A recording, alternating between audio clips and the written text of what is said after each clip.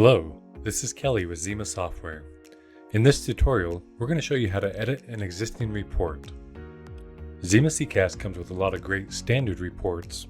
However, you may find the need to edit one of those reports to remove or add columns to fit your needs. To edit a report, find that report in the report's home screen under My Reports. In this case, I'm going to edit the agent call summary.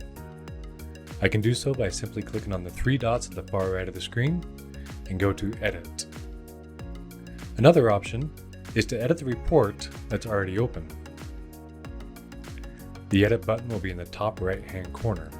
While in the Edit screen, if you want to modify an existing column, simply hover over that column and click the menu button to the right. This will allow you to edit it or delete it. If you edit it, it'll open up the values as you defined them previously. Also, you may choose to delete any columns you do not want in your report moving forward. In this case, I don't need the total call duration. If you would like to add a new column, simply select it from the drop-down menu on the left-hand side and Add. You may choose to reorder the columns, and you can do so by clicking on the column header and simply drag it to the location you want it.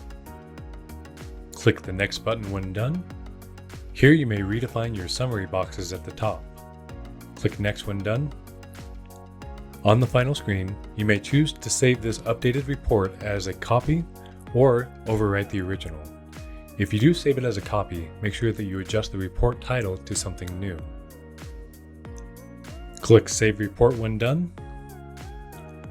After saving your changes, your report will be added to the list of available reports.